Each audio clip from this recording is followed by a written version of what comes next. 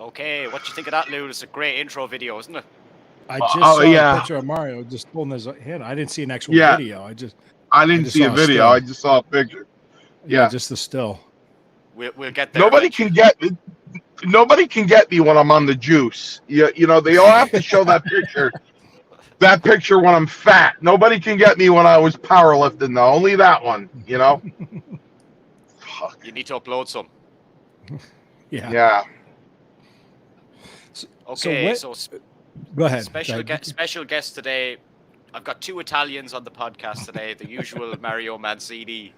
It's his show, and his special guest, Mr. Lou Marconi, who we had on a couple of weeks back as well. Very good show. It's not my show, but it's your show. It's not my show. Here we go. Thanks, Henry. It's just Henry dropping in to say give the video a like. Thanks, Henry. Thanks. Yeah, thanks, Henry. So guys, what are we going to talk about today? Well, I got a show tomorrow at your favorite place, the Armada Brewing Company. Cool. So I'm sure Mr. Roma has a lot of storylines in store for everybody, the way he puts his storylines together. So looking forward to that. Other than that, I want to get right to the crux of things. So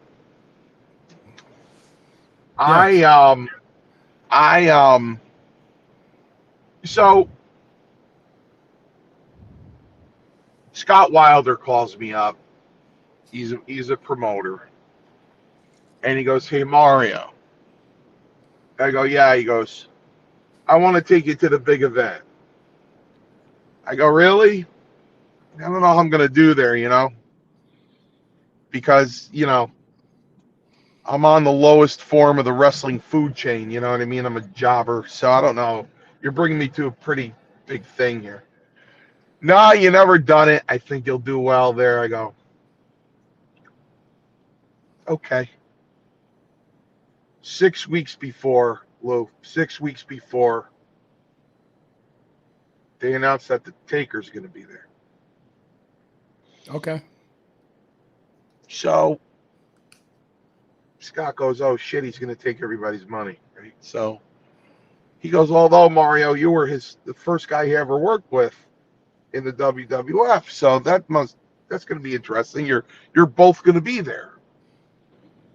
So I'm like, "Yeah." So we get there. Fitterman is there in the back there. Mark is there.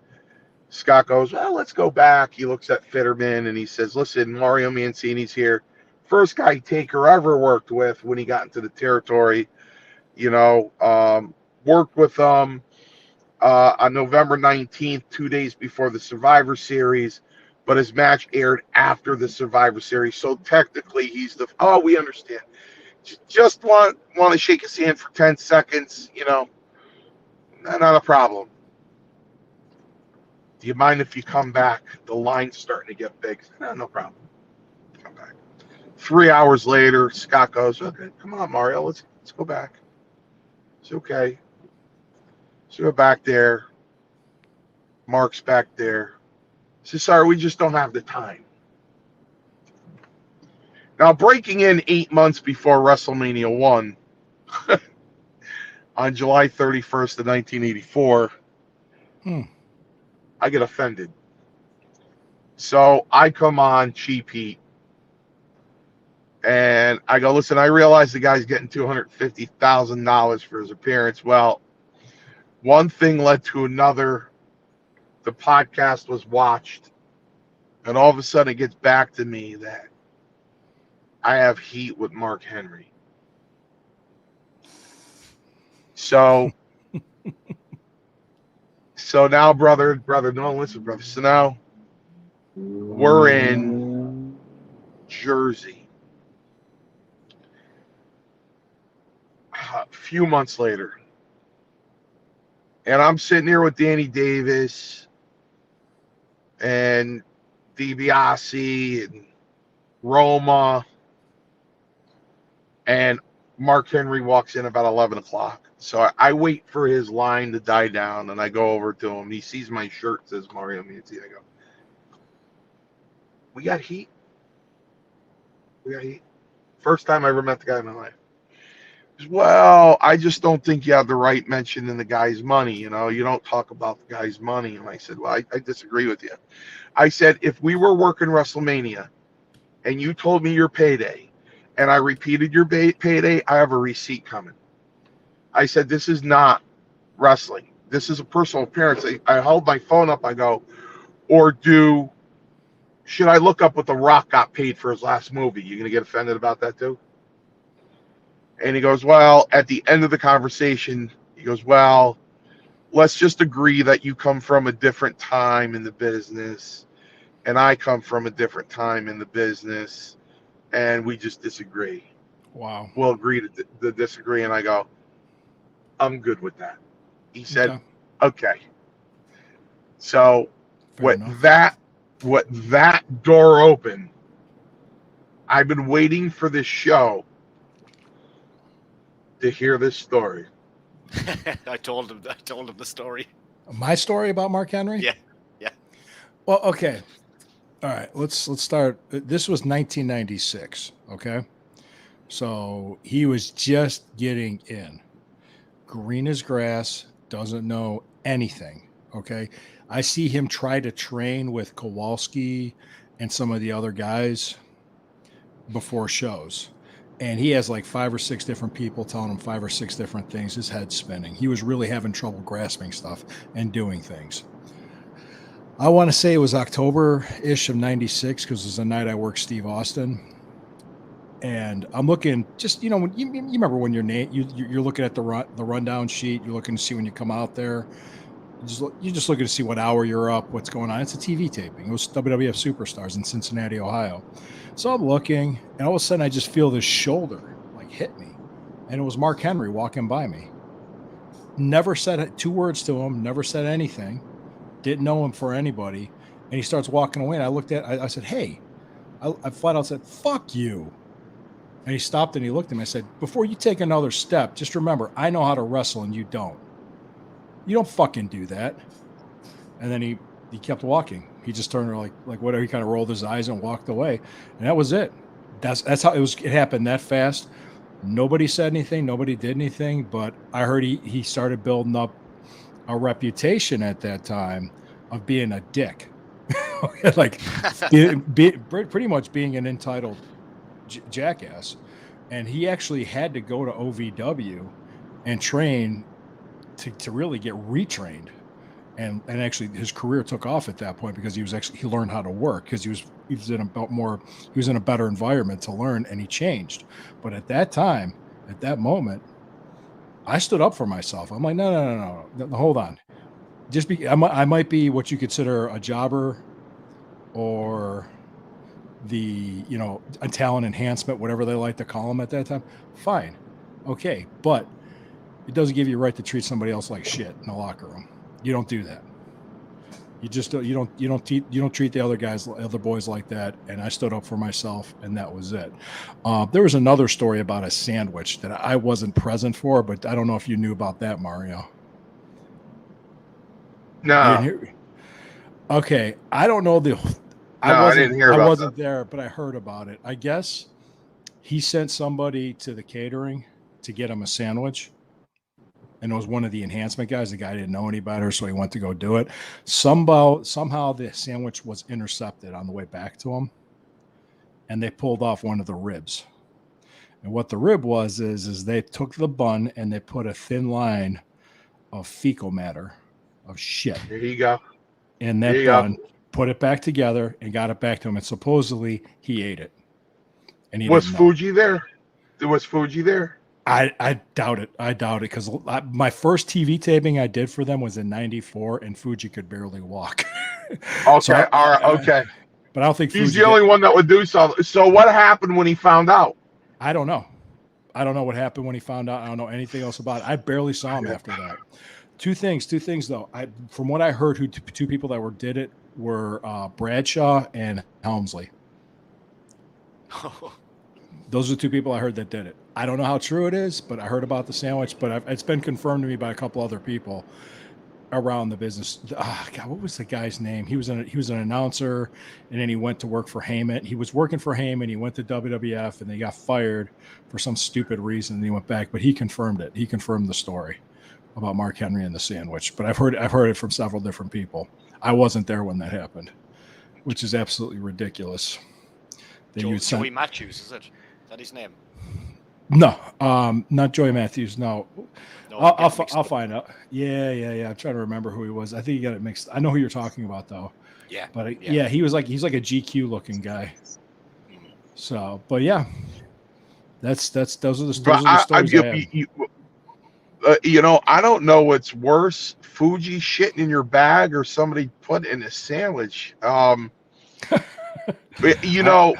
You got to I've told you this many times, Maurice. It's like when I broke in, it was very small, but there was the Samoans, the Moondogs, Andre, Junkyard Dog, Rocky Johnson, Tony Atlas, Tito Santana, Greg Valentine, Hogan, Paul Ordendorff, the Magnificent Morocco. These are guys. There was a Sheik, Volkov.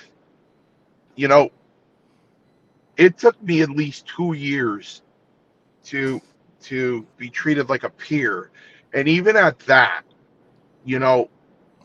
guys still look down at you like because you weren't over, you were just a jobber. You know what I mean? And this is when I get angry. Like when you watch, when you watch that Vice TV thing, what's the name of that show, Maurice? Maurice, you sleeping? What are you doing? The Dark Side of the Ring. Yeah, I've seen it. Or you see Shawn Michaels and you see him in the backyard at 11 years old jumping on people, and he goes, ever since I was a kid, I had a dream of being a wrestler. Well, guess what? We had the same dream. Yeah. We had the same dream. You and I had the same dream, and you know what? It somewhat happened, but it really didn't. It really didn't. It somewhat did. Could we say we worked for the largest company in the world? Yeah. Mm-hmm. Could we say we worked with the biggest names in the business? Yeah, of course we can. But you know what? It didn't happen the way we wanted it. When I got out in April of 1992, I remember flying back from Huntsville, Alabama on the plane, and I knew I wasn't going back. Even though Terry Garvin still called me, I knew I wasn't going back. And I remember sitting on the plane saying to myself, well, that whole experience didn't work out the way I thought it would. You know what I mean? So, we all had that dream. That doesn't make them better than we are. In fact, there are a lot of jobbers, enhancement talents that are doing jobs. They're better workers than the guys they're putting over. Yes. You know what I mean? They're better workers than the guy they're putting over. It's all bullshit. There's three ways. There's 3 ways when I was in. 3 ways. The not for the first few months because George Scott was there.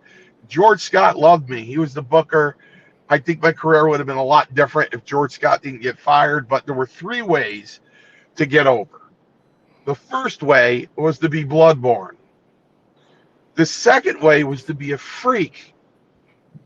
And the third way was, well, if you're heterosexual, you'd have to compromise your morals. You're going to have to compromise your morals.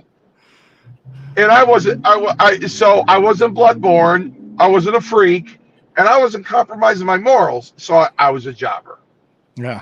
You know what I mean? So it doesn't mean I didn't have a dream. You know what I mean? So it's like, these guys that I'm so glad that they got over and everything. There's only a handful of people in this business that were royalty and had an entitlement. You know what I mean? In my eyes, guys like Bret Hart and guys like DiBiase and Kurt Hennig and David Sammartino, who blew his opportunity, because of his attitude, you know. I worked him. That's a whole story in itself. Did he stiff you? Did he stiff you? He left a footprint on my face. I was pissed. I almost shot on him. I almost got pissed, and I just said, "I wish you did. I wish you did." Well, I wish it was out of respect to his father. I wish you did. I didn't. Out of respect to Bruno, I didn't. That's the only reason why. Maybe I should have. He was. Well, Bruno probably would have thanked you for it.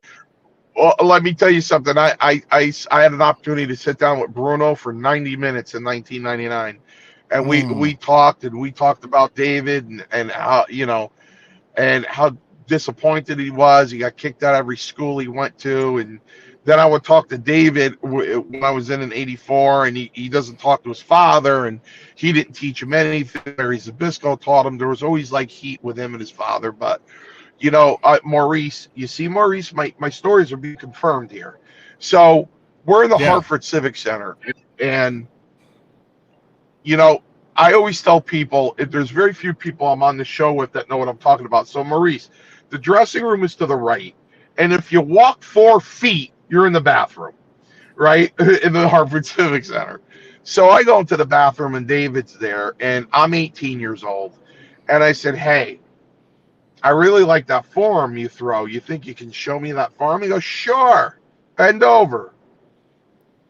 And he clocked me. I mean, he fucking clocked me hard. I didn't sell it. Did not sell it. And the room was spinning, and I just got up, and I stood up straight, and I looked at him. I said, "Thanks. I'll use that." He goes, "Good." And he left. And when he left, I stumbled into a freaking stall and sat down. And you know, shaking off Queer Street. I'm like, this son of a bitch, man. What a bastard, you know? And you know why he quit is because Neidhart went over on somebody in Wildwood, New Jersey with a power slam. Les Thornton and I picked him up, and he's like, "Did you hear what happened last night?" I'm like, "No, what happened?" Neidhart went over on somebody with a power slam. I go, So? Yeah. So. That's my finish. I go, "Yeah, that's my finish." I go, "So?" I go, "You're Bruno Sammartino." I don't want to hear that shit. I don't want to hear that shit. Let me be Bruno's kid. I said to him while he was in the back seat, I said, "You know what? You came into this business as Bruno Sammartino Jr. Why the hell did you drop? I don't want anything to do with him." Okay. So you know, I hate to say his name because, you know, I'll never forget. I was doing a podcast, and Patterson had just died. And I never spoke kindly about Patterson, although I gave him credit for being an absolute genius of the wrestling business. Absolute genius. Mm-hmm. Real smart guy when it came to the business. But morally, just horrible. So Roma and I were on a podcast before that, and then we went on this other one. And Morocco was on there. So Morocco's on the screen like you are. And I start talking about Patterson, and it's not good. And I caught a glare from Morocco. I caught a glare from him, and I looked at the host, and I went, "Yeah, so anyway, Monster, how's the weather in Hawaii?" And he goes, "Good, kid. It's good. And I'm like, "Oh, I don't want to piss Morocco off." So I'm not going to mention any names, but because I know Donnie was close to a couple of these people that I would name, but you know, the shitty part is when you were treated like a jobber. You know, listen, you were in, but they went out of their way to make you feel like you were out. You know, to make you feel like you weren't a part of it. You know, it just guys like Tito Santana and Tony Atlas and SD Jones and Don Morocco, Paul Ordendorff. You know, all these guys made me feel so comfortable, and they made me happy to be there. Even Andre, you know what I mean. So but some guys just. They made you feel like you were like this big. Yeah. How did Johnny Rods make you feel? Well, I have a story about Johnny Rods. Well, it's interesting because Johnny Rods was Charlie's brother-in-law. I don't know if you knew that. Was whose? Charlie's? Charlie Fulton's Charlie brother-in-law. Fulton. I never knew that. Their wives were sisters. I never knew that. Yeah, Johnny Rods' wife and Charlie's wife were sisters. That. No, Johnny never knew that. Me. Johnny was cool with me when I met him a couple of times because I was Charlie's student. I was a few years ago. My table was right next to his at an autograph show, and Johnny loves me. I've known Johnny for 39 years now. Mm-hmm. And he actually told me how SD Jones, because he knows how close I was to SD, how SD actually got his name. And I was like, Johnny SD, may he rest in peace. He never told me this story. He goes, Mario, true story. He goes, they trained SD Jones, and his, SD was from Antigua, and he had an Antigua name that was hard to pronounce. And Johnny was training him, and Gorilla Monsoon called him and said, look, I'm short a guy. Do you have anyone? And he goes, yeah, I do. So he brought SD. And he goes, how long has this guy been working? And he told him, he goes, I told you to bring me a guy. He goes, Gino, I did. I brought him. I brought him special delivery right to you. And Gorilla Monsoon said, that's it. That's it. And he goes, what do you mean? He goes, your name's SD Jones, special delivery Jones. So I come, Johnny Rods was in Puerto Rico when I broke in. About 3 months later, I'm walking into Poughkeepsie, bag over my shoulder, shoe in my mouth. Now, there's one human being. I could come back from a funeral. There's one human being in that dressing room that could make me laugh and make me laugh like a hyena. And his name is Jose Luis Rivera. Ah. That son of a bitch got me hilarious.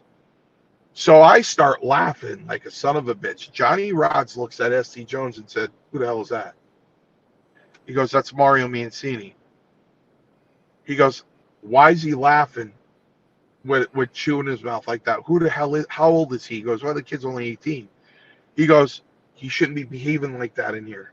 He goes, what if I went over there and gave him a couple slices? He goes, oh, whoa, Johnny, that's Tony Altomar's guy. He goes, I don't care. He doesn't act like that in the dressing room. So SD came up to me and he said, listen to me. Do you trust me? I go, SD, I don't even know how to thank you for what you've done for me. Because he smarted me up to the business when we were on the road. Oh, did we lose him? I think the Undertaker got him. Here, he goes, then this is what I need you to do.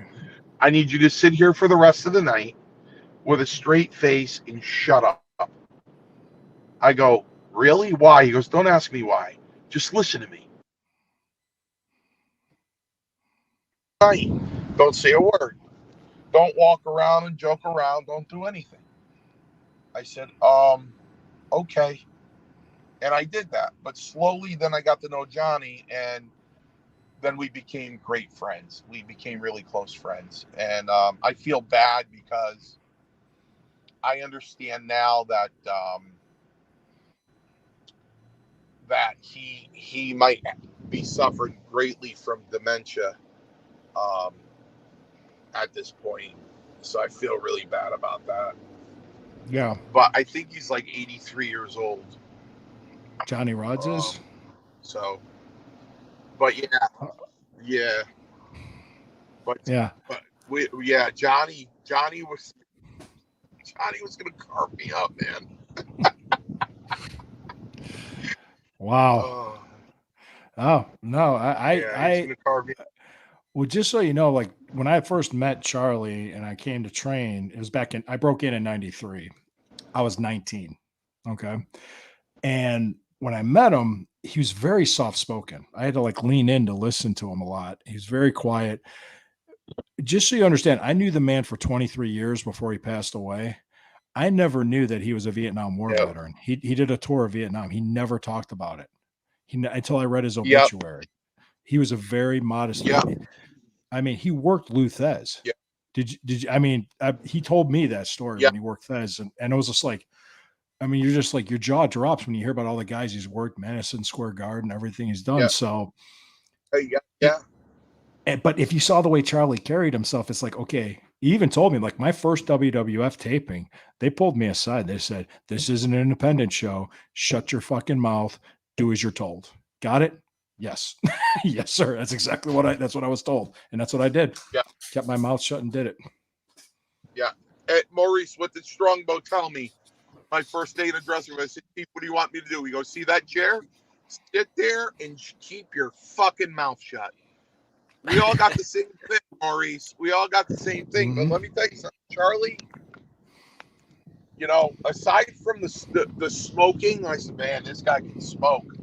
Aside from that, yeah, he did smoke a lot. I remember that, and he had a heart problem. He had a heart problem, brother. Oh, I said, this guy's got to stop smoking. But he was a hell of a worker, hell of a nice guy.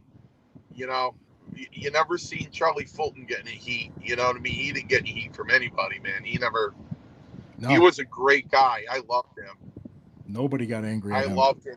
Mm-hmm. But no, man. In the house shows, you know, to see this guy work, I'd be by the curtain, or I should be, watching all the matches, and I'd watch him. I'd be like, "Wow, that son of a bitch can work. Wow, it's good." I remember one time I saw Iron Mike Sharp at a house show. This was when I was in middle school age. I used to go to all the shows.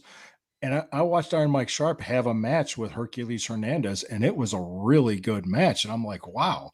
I mean, I just usually see this guy get beat up on TV all the time. I was shocked. And I was like, oh, he's pretty good. So, but that's before I was smart to the business. Mm-hmm. Did you tip him off before we came on here? Let me tell you something. No. Most of the house shows, a lot of the house shows I did, I'd probably say a third of the house shows I did, I worked with Iron Mike Sharp. We would tear the place apart. We would. I have 3 daughters. On my 3 daughters, we came back from the dressing room of one particular show. I forgot where we were. I forget if we were in Pennsylvania. We came back into the dressing room, and Valentine said, "How the hell am I supposed to follow that?" I mean, Mike Sharp and I tore that. We always tore it apart. Always. He was great to work with, man. And what a nice guy. You know, he ended up dating a girl in New Haven, a couple towns over from where I lived. And I remember being home, and the phone rang, and my mother picks up the phone, and she goes, "Iron Mike Sharp's on the phone." And I go, "Really?" And he goes, "Mario." I go, "Yeah, Mike, what's up?" He goes, "You know where Willa is?" I said, "No, why? You can't find her?" He goes, "I came home, my apartment's wiped out. She took everything while he was on the road." Wow. Wiped him out. I felt so bad for him because he's such a nice guy. Mike Sharp. And you know what? There's another guy. Never catch him with any heat. He didn't never talk to anybody. From the time he got into the dressing room to the time he worked out. And then after his match, he'd work out some more. You never saw him walking in the dressing room commiserating. He was always working out. He was a guy, I heard 2 stories about him about taking showers taking forever before he left the arena. Yeah. Listen, he got locked in one time. He got locked into the arena. Everybody left. He got locked in. He had to call somebody to let him out. They didn't know he was still there. That's how long of a shower he took. Yeah, man. Yeah. So you worked Steve Austin. Yes. How was that? I'm curious. Stiff. Stiff as shit. Okay, let me just, because they came up to me. Goulet came up to me. The road agents I dealt with when I was there were Gurria, Goulet, and Strongbow. Mm-hmm. Yeah. And Goulet came up to me and said, you want to work Steve Austin? And I said, yeah, sure. Because when they come up to you and ask you something, you can't say no. Because if you say no, they'll go to somebody else. You lose your spot. Yeah. So they put me in there with Steve Austin. I approached him. I introduced myself. I told him, because a lot of times they see a guy's name on the board. They don't know who the hell I am. I said, that's me. You need to find me. I'm over here. So you come find me when you're ready. I just did that. And he was cool with me for the most part. But when the match was happening, he was just laying it in. And I knew it was going to air 3 weeks before he had his match with Bret Hart at Survivor Series. He was about to get this big push. It was this big opportunity. So I figured he's pretty hyped up about it. But for a little bit there, I was wondering, say, God, did I piss this guy off? What the hell? What did I say? I'm just thinking. And then when we got through the curtain, we're all done. Jake Roberts stopped me and he says, don't go running off anywhere. Stay right here. And I'm going, oh shit. I'm thinking I got to go back out there and do it again. And I see Vince like basically reading him the riot act, just chewing him out. And after that happened, he came over, shook my hand, and said, sorry if I was stiff with you out there. I said, no apology needed. I'm fine. Thank you. I'm here to put you over. Is there anything you need to tell me? Anything? Was everything okay? I said, yeah, everything was good. I said, all right, thanks. I said, no worries. I'm fine. And that was it. And then I looked at Jake. He said I could go. So that's what I did. And that was it. And I was cool with him. But it was just really, he was laying it in hard. That was it. He didn't hurt me or anything. It was just like, whoa, what the hell? That's all it was. Yeah, man. Looked great on TV. It looked great. He beat the crap out of me. Yeah. I've since watched it back and it does, you can tell. Oh, you looked it up on YouTube? Do I look totally different back then? Or I was 23 years old. Oh, you look the exact same, man. Yeah, right. I'm 50 years old now, man. Listen, that was me with Adrian Adonis. I'd be working with him going, Jesus, man, what the hell? Really? It was just... I heard he's known for that too, taking liberties on guys. Was that true? That Adonis was like that? Adonis was stiff. Adonis was stiff. He was stiff with me. Neidhart was stiff. I just think he was naturally stiff. Yeah. Brett was snug. You ever work with Brett? No, I did not. I would have loved to. No, I never worked with Brett. The only spot I did one spot with The Undertaker. It was the 96 SummerSlam where the Druids carried him out after he put over Mankind in the Boiler Room match. And the Druids carried him out. I was one of the Druids. Yeah. So, but to be honest with you, the next Dark Side of the Ring show, it's going to be about Adrian Adonis. And I heard, there was a story I heard about. Did you ever work with Spivey, Mario? No, I never worked with Spivey. But did you hear the story? Like, I guess Spivey knocked out Adonis because Adonis was stiff with him. Dan Spivey, well, Maurice, this is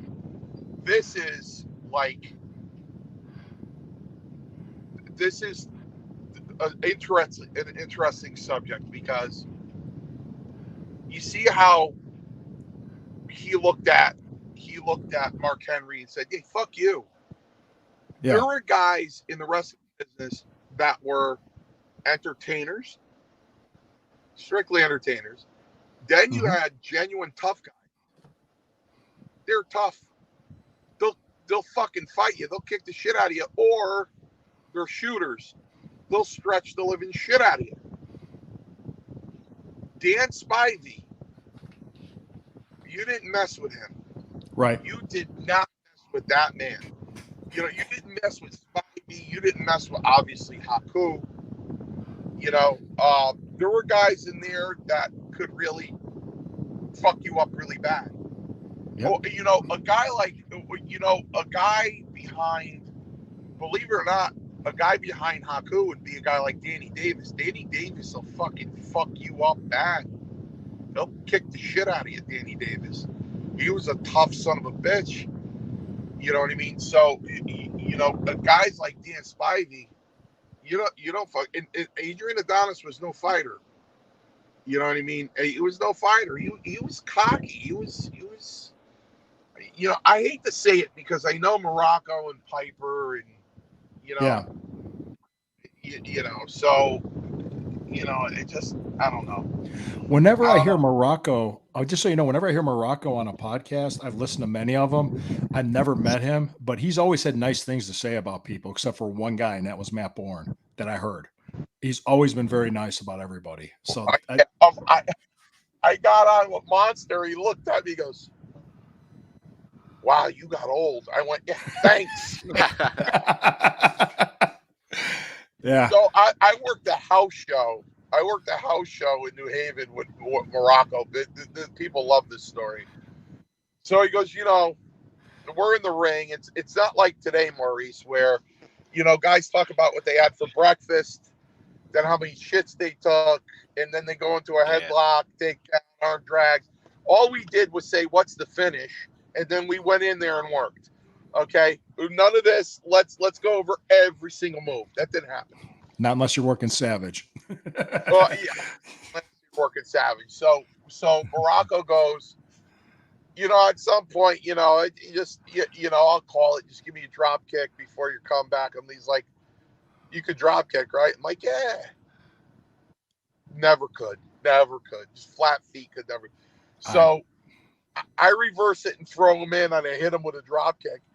And he picks me up by the hair and takes me down in a headlock. And we're down there, and I go, "What are you doing?" "I just drop kicked you." He goes, "You drop kicked me in the knees." He goes, "I thought you said you could drop kick." I went, "I lied." And he just put his hand over his knee and started laughing. So another time we were in a TV taping, and I'm coming out of the ring. All right, the other jobber's already in the ring. Morocco's coming out. So I'm crossing Morocco, and we were near the big steel door in Poughkeepsie, and he pushes me. He goes, "Push me back." So I push him back. He pushes me again. He goes, "Push me back again." Pushes me again. I push him again. Monsoon opens up the door, and he goes, "Mancini, get your ass in here!" And I'm like, "Oh shit, I'm in trouble." So I went running into the door. So Morocco got done with his match, and he came downstairs. I go, "What was that?" He goes, "Right place, right time, kid. You never know what's going to happen ever." I go, "Listen, that was really nice. Yeah, I really appreciate it." So Morocco and I always had a great. I worked with him. I don't know how many times, singles and tag teams with him, and or in 6-man tag teams. So it was, Morocco was fantastic. What a worker too, man. He was fantastic. Yeah, massive human being, massive. Mm-hmm. He must have had a 72-inch chest, man. I'm not even kidding. Jesus. He was massive, huge person, huge. Yeah. Was there besides Adonis? I mean, well, Adonis was just kind of. I'm interested to see how they do everything with the dark side of the ring, because they did one about JYD recently, and I watched it. Yeah, I don't think they did him justice. I was like, really, and that Grizzly Smith Bill Watts story, I didn't buy that for a second. No, neither. No, I said that didn't make. And I know Teddy. I worked with Teddy long. I was like, I'm sure Teddy was told that, and he just repeated what he was told. But that makes sense. But JYD had a drug problem. Yeah, that was just TV. They spent. I mean, he was a star. I mean, especially for Bill Watts, he was a major star. So I don't know, but I'm interested to see, because I heard. What'd you hear? Well, no, this is I was going to talk about the Adonis thing. I heard this story, and I talked about it on my show, the Sunday Stew Pot with Corey Castle. Then it's going to air Sunday. That when he died in Newfoundland with that car accident, Pitbull Gary Wolf told me this story, that I guess he had $10,000 cash on him because he just got back from Japan, and he told the paramedic, he said, "Please just make sure my family gets this money." Like, he knew he was dying. he knew he wasn't going to make it. And I guess the paramedic stole his money, but they caught the guy. So I'm kind of interested. I heard that. Okay. Yeah. So I'm hoping to hear that. And his daughter, Kevin's daughter, Angie Parodies, reached out to me on Facebook, and she asked if I ever worked with her father. And I said, well, he passed away before I broke in, so no, but Charlie worked with him. So that's what I told her. So yeah, I worked with him several times. Yeah. I got spray painted by him. Oh, you did? Yeah, I worked with him several times. You know what? It's just no reason to be that stiff. I mean, when I go in there with Paul Ordendorff, and I do a stretcher and get a pile driver on the concrete floor, and he's working an aggressive match with me because, of course, at the end of the day, it's a stretcher, and I don't feel a fucking thing. Then other guys can work like that too. Because when Orndorff worked, it looked like he was stiff as hell, but he wasn't at all whatsoever. You know what I mean? So, guys just don't have to work that stiff. And Orndorff, he thanked me like 4 times that night. I'm like, Paul, you already thanked me. It's okay. No, baby, I want to make sure. You know how much I appreciate,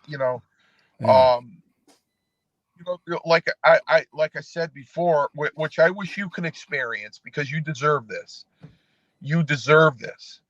You do. So when Neidhart made his speech at the New England Pro Wrestling Hall of Fame, my chin dropped. I'm sitting next to Jose Luis Rivera.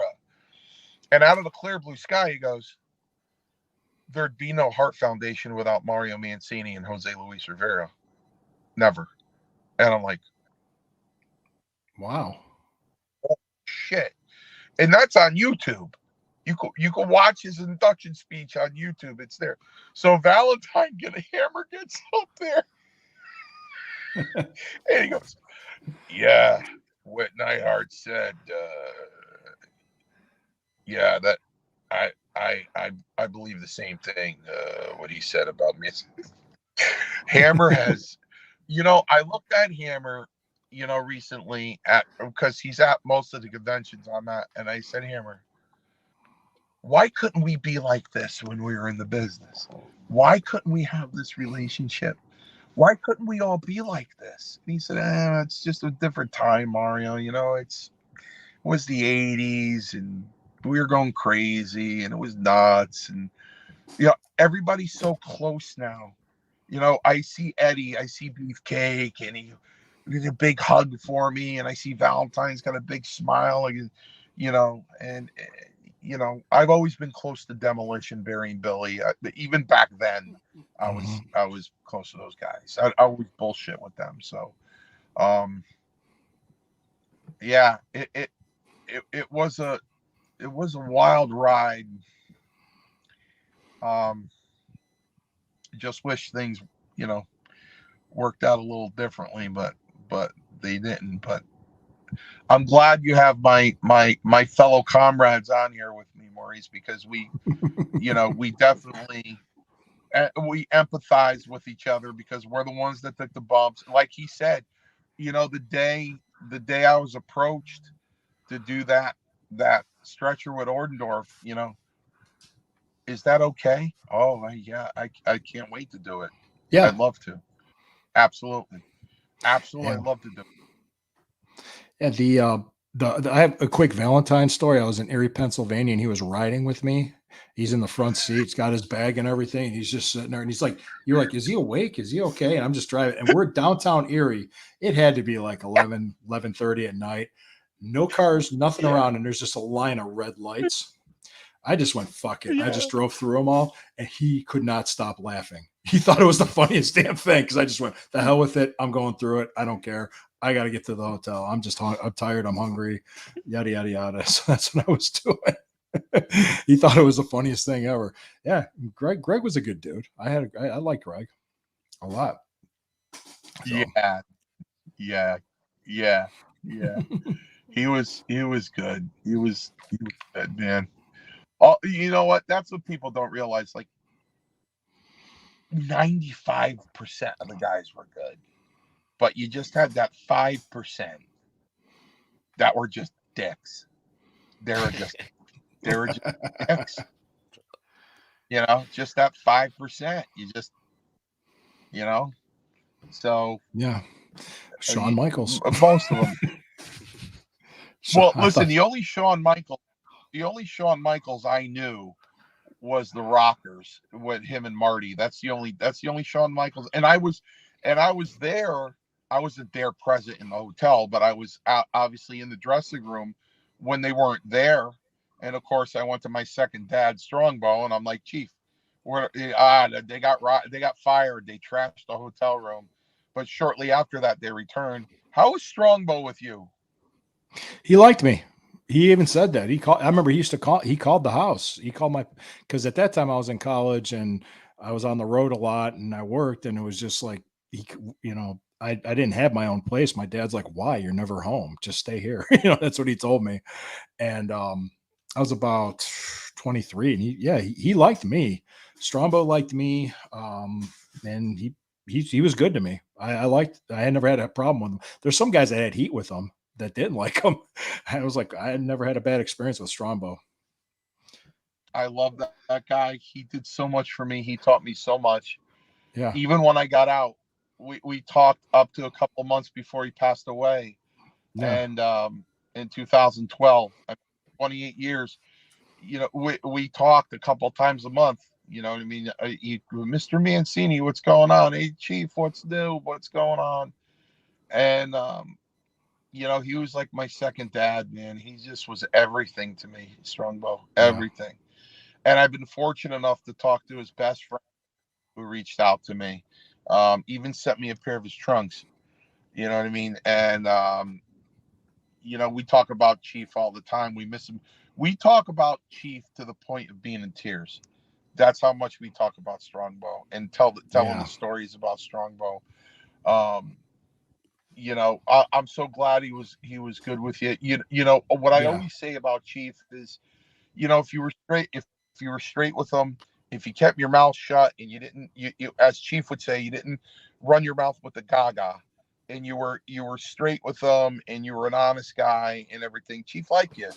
If you were crazy with the gaga and he could see through you and you're full of shit, he just didn't. He didn't take to you. Yeah. So, but to hear Rene Goulet, love Rene. Rene Goulet. Was Tony Gurria an agent then? Mm-hmm. Gurria was an agent too. Tony was cool with me. Actually, there's one quick story. We were doing something. It was in '98.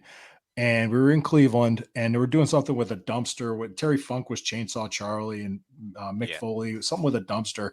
And we had our WWF T-shirts on, and they wanted us to push the dumpster out by the ramp, the entrance, and then leave.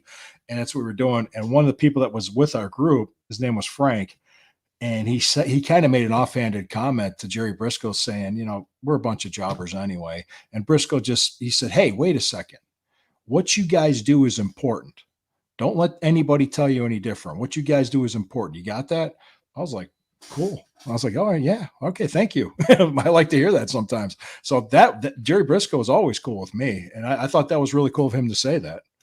So, because it is. You've seen matches. You see matches at TV tapings go complete shit, and they never use them, or they have to edit the crap out of them to make them look decent because the guys that they're in the ring with can't do anything.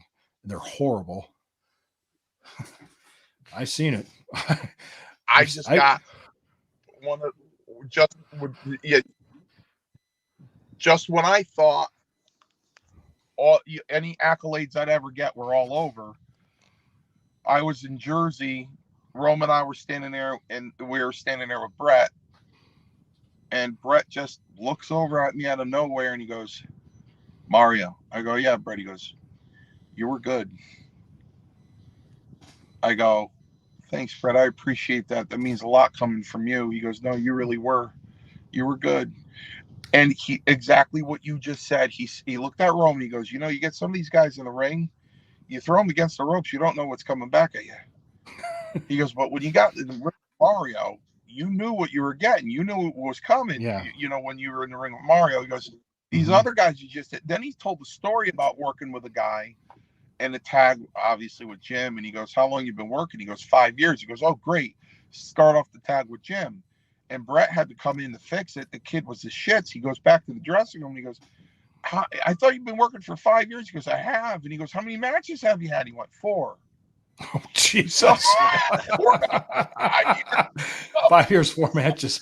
No wonder. Yeah. Yeah.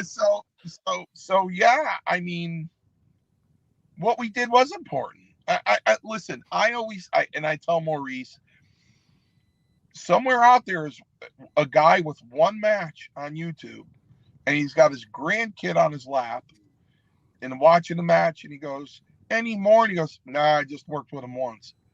Those are the guys you're talking about. Yeah. Yes. Well, there was one guy, I think it was, I want to say it was Yokozuna. He was working with Rodney, and the kid just didn't know where he was at in the middle of the match. He goes, I don't know where I'm at. I don't know what to do. I'm not kidding. That happened. And I think he tagged out to one of the people that I trained with. His name was Kenny Hughley, and they brought him in and they did stuff with that. I want to say it was Yokozuna and Owen, I think it was, who's the tag team was. Yeah. And Owen Hart, I liked Owen. I got along great with Owen every time I was there. And you know the one person that I liked a lot? I liked Owen. Yeah, it was did you ever work with Jim Cornette? Mario? You know Jim Cornette? Was he there? Jim Cornette. I never worked with him, but I did meet him. Yeah. Yeah. I met him at the New England Pro Wrestling Hall of Fame. Yeah, he was a guy. He was doing a lot of he was booking people for a while, and he called me all the time. And because I guess I had a friend that was trying to get into Smoky Mountain Wrestling and kept sending tapes from a promotion that I worked at. So that's how he knew who I was. It was because he kept getting these tapes. He's like, who's this guy? Oh, hey, he's pretty good. Oh, well, I'll remember him. So he knew, he remembered me. It was great. I was like, oh, cool. But if Smoky Mountain would have been a great place to go work and, learn. But you mean you said you worked Tito? Yeah, absolutely. Yeah. I've worked Tito a couple times. You know what? Tito's a very good friend of mine. In fact, he's making an appearance at one of my shows in August. Mm-hmm. Tito's a really good friend of mine, but I've never worked with Tito. No, he was a baby face, so I never worked with him. But I did a weekend program with him for Doug Flex in Harrisburg and Lebanon, PA. And it was back in '98. I still have the poster on my wall because it said Tito Santana versus Lou Marconi. So I was on my way out of the town. I took it and put it in my trunk. And I learned a lot just by working with him twice. Just you learn, you get into habits working with shitty guys on the independents because you got to protect yourself. And he's like, after the first time we worked, he said, look, I'm going to be there. Don't worry. You don't have to put me there. And he goes, he even told me, he said, I can work. If I work with you for a couple of weeks, I'll have you ready. This was '98. I was 25, but there wasn't opportunities to do that back then. No. So it would have been great. It would have been a huge opportunity to learn from one.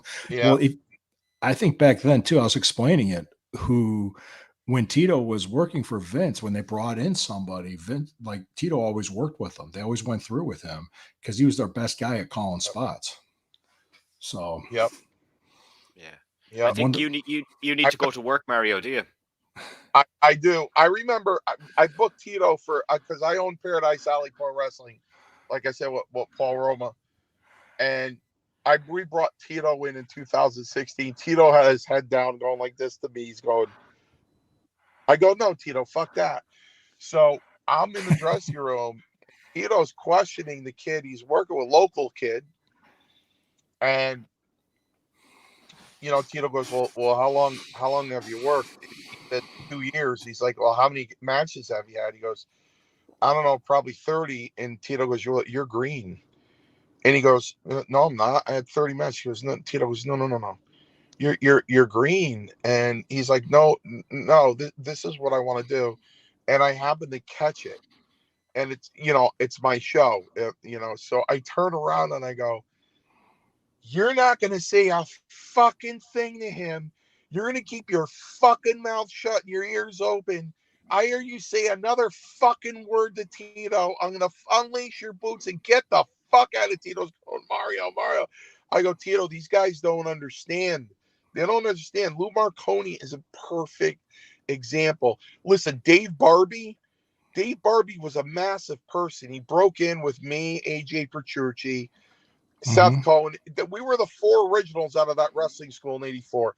Dave Barbie, me, AJ Petrucci, and Seth Cohen, who worked as Robbie Parliament. He worked with Tito. Tito didn't know him from Adam. It was a 2.5 minute match on TV, but Tito took him in the corner. He took him in the corner. Listen to me. You have to do this. You have to do that. You have to, trying to teach him. That's what Tito did. That's what Tito taught me how to punch. He goes, come here. Let me teach you how to punch. All right.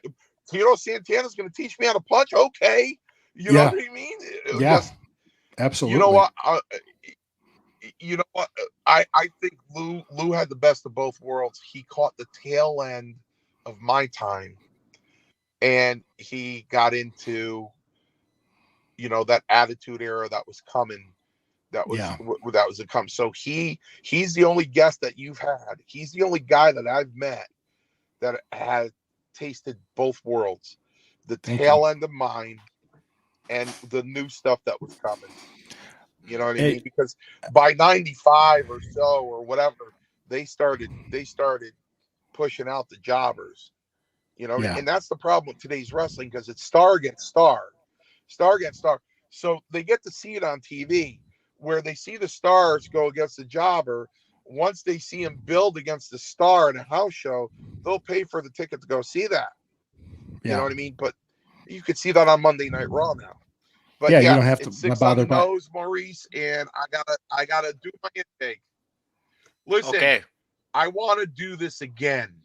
Please. With Lou. I want to do this again with Lou. Please schedule it, because absolutely. I want to be at my dining room table, being able to focus more. I want Maurice, please book episode 2, please. I've got a big show. I've got a big show on the 31st. The 31st of July, I've got a big show coming up, because I expect to be hitting in and around 1 million views on that date. So I'm going to do like a 2.5, maybe 3 hour stream, and I have multiple people lined up, and we might organize something like that. Well, the 31st. Also, everybody, if you want to listen, I do a show. Go ahead. 31st of July is my 39th year anniversary that I turned pro. That was my first match with Valentine. When I turned pro, July 31st, 84. Valentine was my first match. So that's a good day. You plug it, Lou. What do you got? Because I'll listen to it. What do you do? Okay. I do the what podcast do you do? It's a Sunday Stew Pot with Corey Castle. It's strictly on Rumble. You can check it out on Rumble, because we don't want to be censored by YouTube. So we go on Rumble. You'll see reels on Facebook and Instagram and Twitter, but the full episodes are on there. And we talked a lot about what the people don't understand in the business. The whole thing was about how do you make money? And that's what the whole deal was. It's like when I guess Hogan was on a podcast, and these podcasters asked him a question like, well, was it about returning favors when who went over? And he said, no, it was about how are we going to make money the next time back. That's really that's how they thought. And that's the way the thought process should be in the business.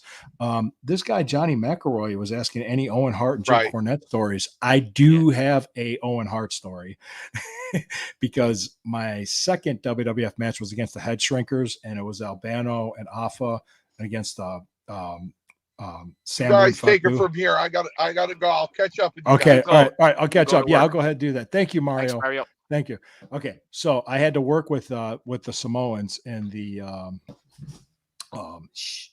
TV taping. So Rodney and Owen were like ribbing me, going, oh, you're gonna take that. Oh, you're gonna take that. So had the match. I was in the first hour. It was done early for the night. I'm sitting in the monitor room, and Owen Hart's sitting there and he's eating. And I said, Owen, I had my match with the Head Shrinkers. I'm okay now. I'm fine. And he goes, night's not over yet. That's what he said to me. That was it. So that was my Owen. But yeah, Owens, and plus also before I had to work Pillman before he died. I wrestled Brian Pillman 2 months before he died at Pittsburgh. And Owen Hart found out I was working Brian. He goes, don't let him spit on you. That's what he told me. I was like, okay. And that was in 97. Yeah. And I would say this, the one sad story about Brian Pillman. was he should not have been in the ring. He had no business wrestling at that time. He was not in any condition to do so. And all I remember is I was working with him. I'm thinking, I'm going to wrestle Flying Brian. I'm going to do a bunch of high spots. No, we didn't. It was after the accident, and he was, pretty much hanging on to what he could because he had to support his kids, which was understandable. But that was it. So that guy hopefully that's my Owen Hart story. A Jim Cornette story. I've always respected Jim. The last time I saw him in person was at the WrestleCade in 2015 in Winston-Salem, North Carolina. And we were just swapping stories about Vince Russo. And I just told him, I personally, I can't stand Vince Russo. I think he has no respect for the business. He just got lucky. He has no clue on what to do. He doesn't understand the concept of the sport. And that's not the sport, but as a business, because you even saw it on the Dark Side of the Ring when they were doing the Brawl for It All thing. I remember I was there when that stuff was happening. It made no sense. They killed Steve Williams, Dr. Death, because they could have made millions of dollars building up a match between Dr. Death, Steve Williams, and Steve Austin. And they could have made millions of dollars at WrestleMania, but they had to do something stupid because some guy made a comment about being how tough he was in the cafeteria, where the commissary was. That was it. It was dumb.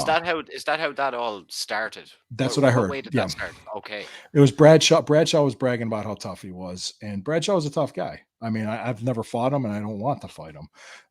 But that's kind of how it started. So let's do a bunch of tough man contests. So that's what I heard. Vince Russo, you couldn't love him if you breastfed him. I don't lactate.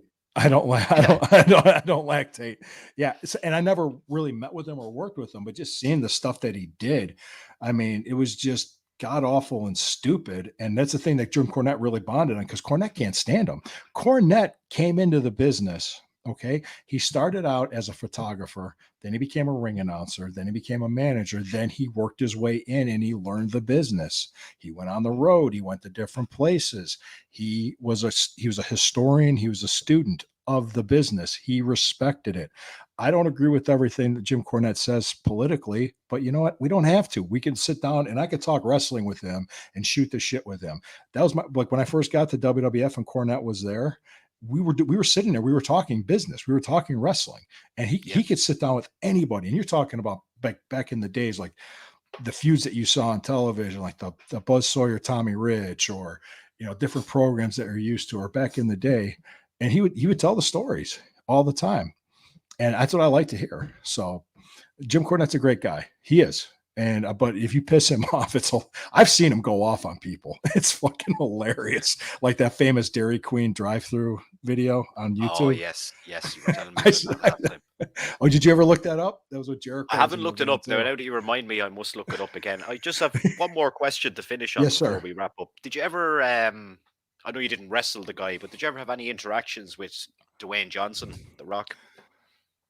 Yeah. Briefly, but it was just cool. He was a good guy. I mean, okay. Look, the first interaction I had with him, I had two. He was coming in. It was the same, because the night I wrestled Steve Austin, there was a dark match on the board with me and some other guy that I can't even remember his name for the life of me. And we were talking over what we were going to do, and Dwayne was just sitting there eating. He looked at us, and he was Flex Cabana at the time. He said, "Hey, don't do too much. That'll piss him off." And we looked at each other and said, yeah, he's right. He was just like giving us advice, because like, oh, we get a chance. We could do all we could do. Blah, blah. No. Don't do too much stuff. It'll piss him off. Keep it basic. And he was right, because he knew. I mean, he knew the business. He knew the politics of it. The other time was later on when he was The Rock and he was big. I say it was a couple of years later. It might have been around 99. I think I was in Pittsburgh. And I just went, hey, Dwayne, how's it going? He said, good. And I remember there was like fruit. There's all this fruit, like apples. We're sitting there, and was like, I was just going to grab one for a snack. And I was just shooting the shit with him about this. I said, hey, do you know if this was washed or not? He goes, I don't know why. And I said, whenever you buy fruit, always wash it. Wash your fruit. And he goes, what? And I said, well, you have pesticides and you have no idea what's on this.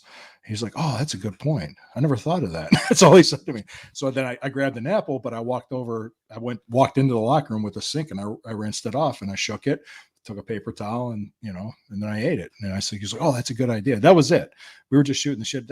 But I mean, it's something as stupid and silly as that, but he was a good dude. He never let the shit get to his head. I do remember him having a notebook. Like whenever he had ideas, he'd write them down. Because a lot of times you can have a great idea, and if you don't write it down, you forget. So he always, things that he had, Piper did the same thing too. And he was a great guy on the mic. Amazing. Oh, absolutely. And the last time I was at Cauliflower Alley Club, I saw his mom, Ada Johnson.